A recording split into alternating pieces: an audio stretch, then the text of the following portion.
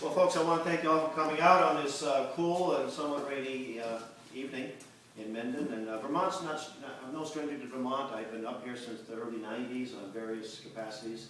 I was reminiscing about the talk show. I used to be in downtown on Rutland. I used to be a regular guest there. I don't think there are too many faces I recognize, a few faces I recognize here. Before I get a few things before I begin. We gave this talk down in New Jersey a few months ago, and several talks actually. And so one of them was one of the venues was a comedy club. And someone said, "You got to tell a joke." So I thought, okay, I'll tell a joke that's sort of germane to the topic, which I think is important. So here goes. I'll tell you here. There was a fellow who lived up in the woods. He lived in a little cabin, a recluse. Every so often he'd come to town. He'd trade some of the things that he had, that he, some of the furs or what have you. But he had very little to do with the outside world. Well, one particular harsh winter, he had sprained his ankle pretty badly. So he wasn't able to get out about too much, even get to the shed where some of his supplies were. But what he did was he'd throw some bait out the front window of the door with his double-barrel shotgun. Whatever showed up, he'd just blam away, was able to kind of drag it in the house and prepare it. Well, one particular day, there was some animals, including a spotted owl. And he just blammed away, dragged everything in. Well, there happened to be some people from the Sierra Club that were kind of spying on him. And by the way, this stuff does happen, especially if you're a farmer and you've got a vernal pool in your property. They're going to come in and sometimes trespass. But anyway, he was turned in to the foresters, and within a short time, these folks in the black ninja outfits and the guns and the automatic weapons converge upon the house, helicopters flying over. They dragged him out, put him in chains, and hauled him right to the federal court. Well, the fellow thought, he doesn't know many people, he's disenfranchised. He thought, I'm just going to plead guilty, put myself at the total mercy of the court and see what happens. So he gets in front of the judge says, "How do you plead for killing an endangered species and a horrible act like this, a crime against humanity and nature?"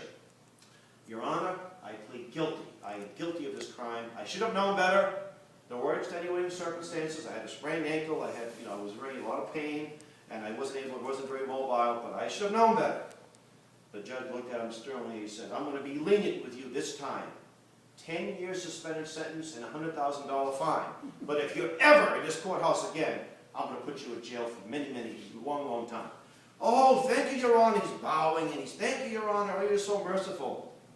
He turns out and walks out the door. Before he gets out of the door, the judge says, "Just one moment, sir." "Yes, Your Honor. I'm curious. What does a spotted owl taste like?" He said, "Well, Your Honor, it's a cross between a condor and a bald eagle."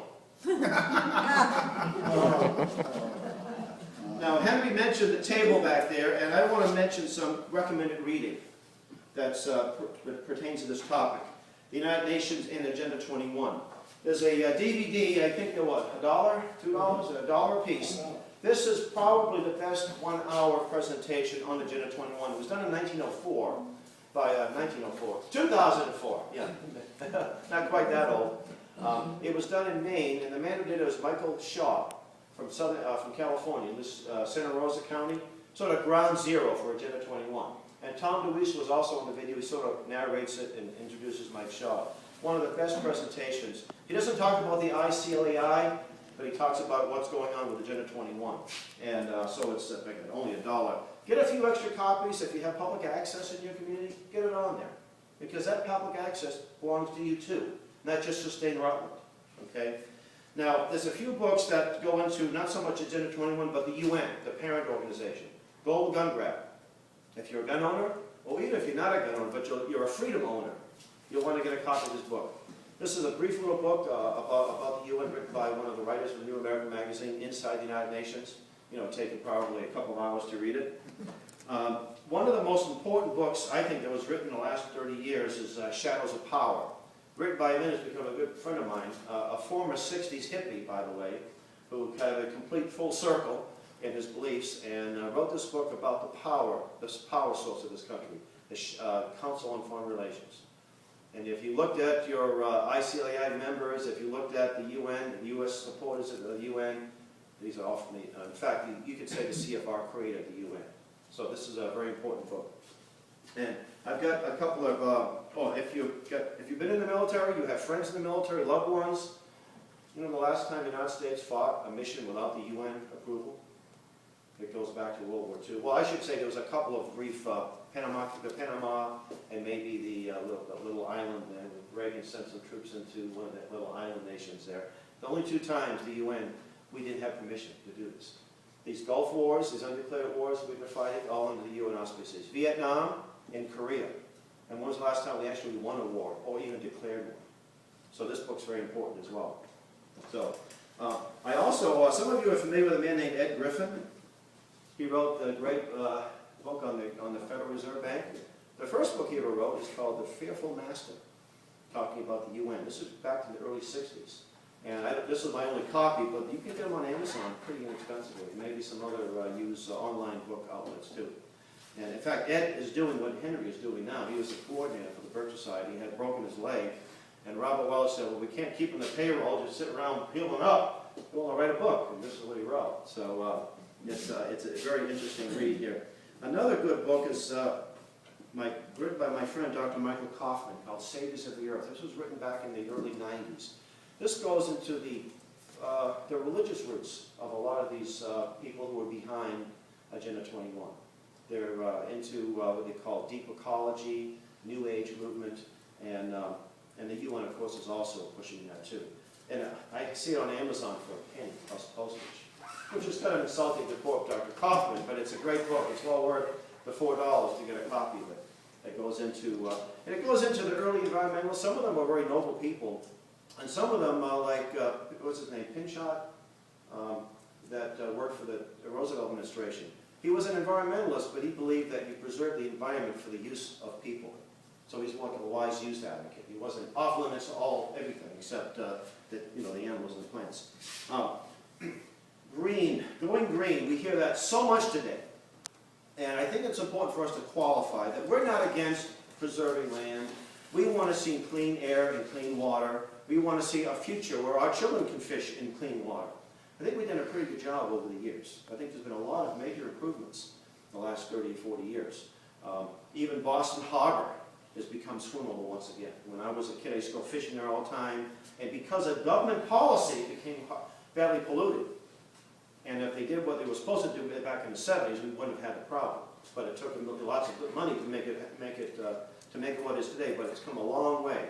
And we didn't need the UN to do that too, by the way. So I also, I tell people that my mother, my dear late mother, was an environmentalist. I didn't even know that she was a greenie. She didn't even have Birkenstocks, but she was a greenie. You know why she was a greenie? Because she had something called a solar dryer. It was a very interesting innovation way back then.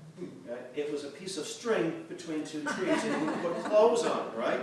We did it because we were poor. Well, we weren't starving to death, but we couldn't buy a dryer, so we had to hang our clothes up, and most of the people in the neighborhood did that too.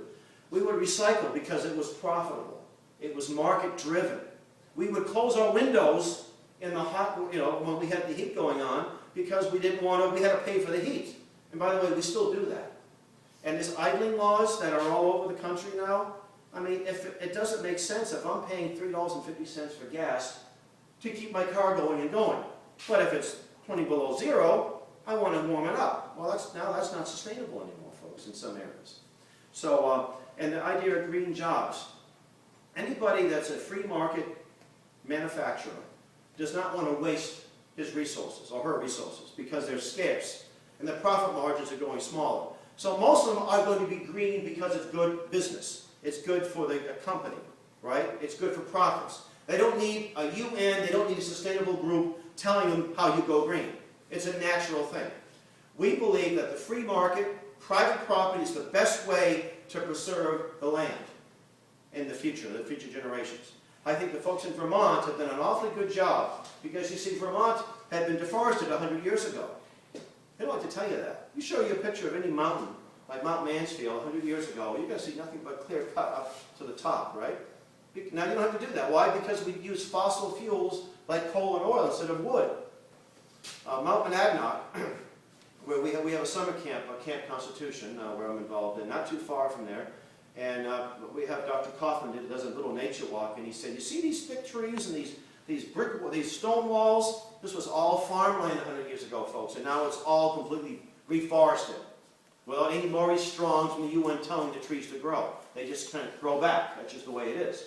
So we've come a long way in many respects, and we've had more forests now than we had 100 years ago.